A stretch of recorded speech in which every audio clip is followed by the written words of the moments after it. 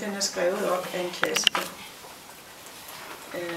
Klassikeren er Hjalmar Söderbergs Dr. Glas.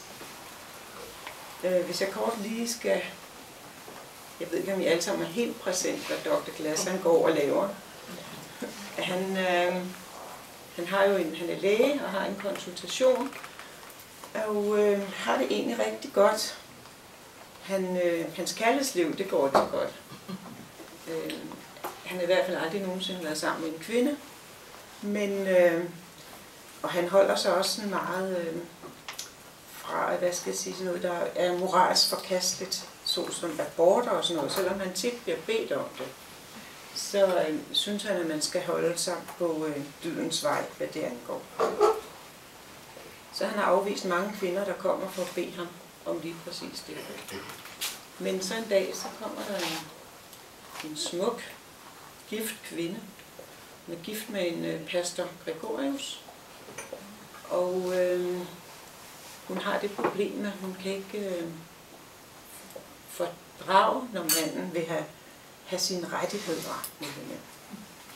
Og det kan Dr. Glas jo sådan set godt forstå. Han forstår så ikke helt alligevel, hvorfor hun har været gift med ham der pastoren i 7 år. Hvorfor hun så først kommer nu.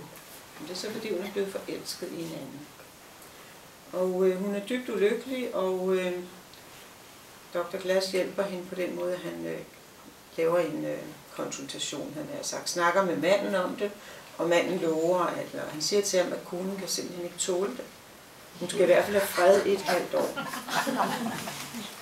Nå, men det går også lidt godt, men så ender det jo så faktisk med, hvis jeg skal prøve at gøre det kort, så ender det med, at Dr. Glas, han for konens skyld måske også lidt for sin egen skyld, slår manden ihjel. Han giver jo en pille.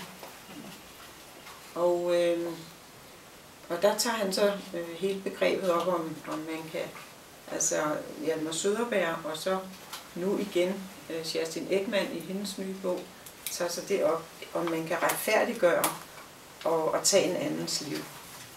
Om det er i orden. Fordi Kerstin Ekmans hovedperson, der også er læge, og hedder Pontus Revlinge, han har sådan set, hvad skal jeg sige, han starter med at være læge. Han er meget fattig, og derfor så behandler han sådan nogen som prostituerede. Altså han er faktisk en bordellæge. Og hvis han ikke arbejder med de der prostituerede, så arbejder han på Garnisonshospitalets klinik for hud og hår.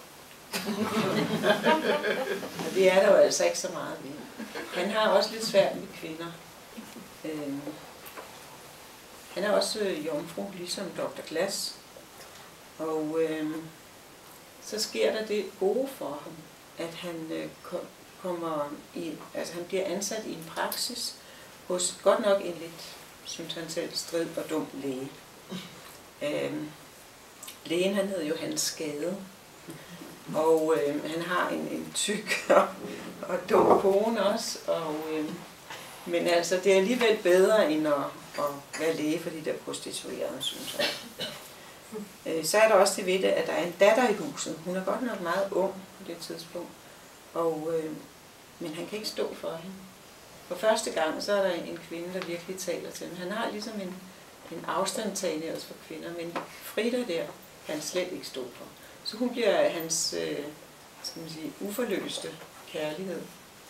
Og så er der det ved det, at så begynder den gamle læge at kaste øjnene på Frida. Og hvad skal man så gøre?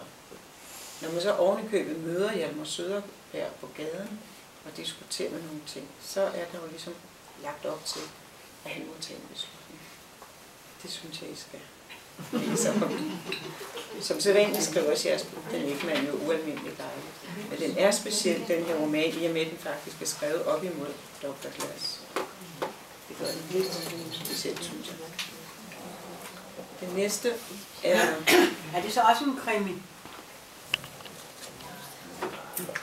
Nej, jeg vil ikke kalde den en krimi. Okay. Det synes jeg. Der er ikke så mange lig. Er det en idé at læse Dr. Glas først? Altså, jeg kunne ikke lade være med at læse den bagefter i hvert fald. Så jeg tror egentlig, jeg ville have byttet om, hvis jeg selv skulle vælge. Det ville jeg have gjort. Altså nu var den lånt ud, da jeg startede på landet. Så det er jeg så først på at sige.